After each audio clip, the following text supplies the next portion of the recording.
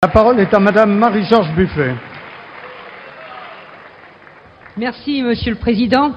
Ma question s'adresse à Monsieur le ministre du Redressement productif.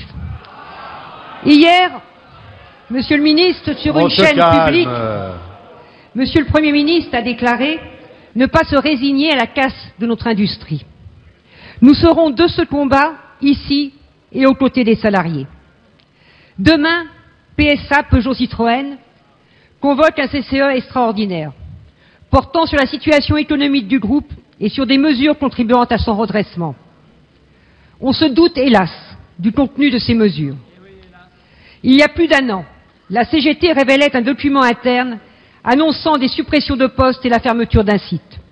À l'époque, la direction et le ministre avaient en cœur démenti. Mais les mois passant, les menaces sur l'emploi se sont précisées. Le 18 juin, lors de la table ronde tenue à votre initiative, le représentant de PSA s'en est tenu à cette même antienne « Je n'ai pas de solution ».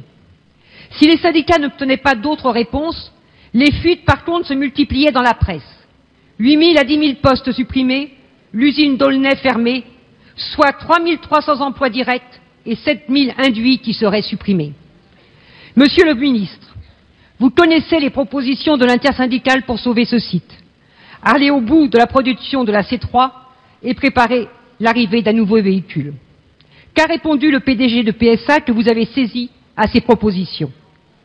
Vous avez annoncé un plan d'action pour la filière automobile. Quelles sont les grandes mesures prévues? Inclut-il des mesures de relance du pouvoir d'achat?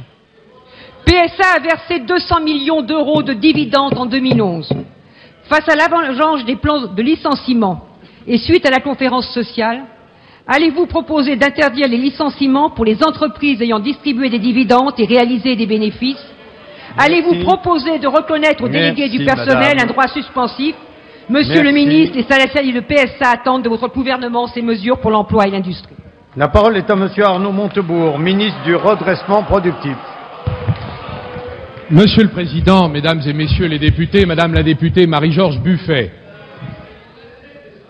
les informations qui ont été rendues publiques d'une manière ou d'une autre et qui ne contiennent pas, vous l'avez dit, de bonnes nouvelles au sujet du groupe PSA se rattachent à la longue liste des plans sociaux qui ont été cachés, je n'ose dire dissimulés pendant la période électorale dans les armoires profondes et silencieuses de la République.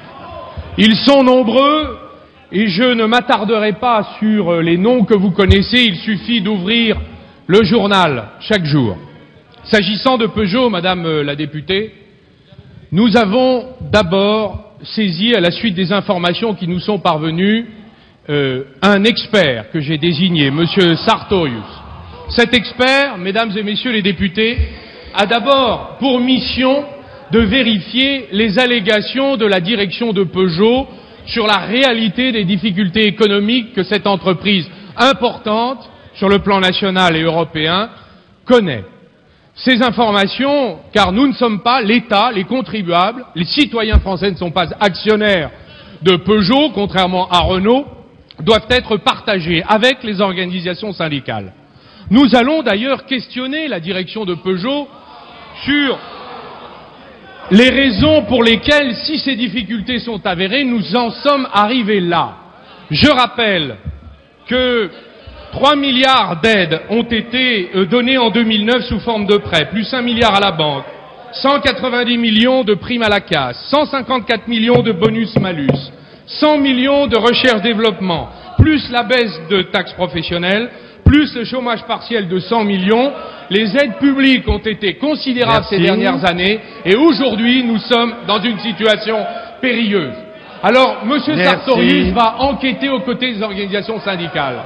Nous allons nous retrouver avec l'ensemble des partenaires, les syndicats et l'ensemble des élus concernés. Et nous prendrons ensuite la décision qu'il s'impose. Merci.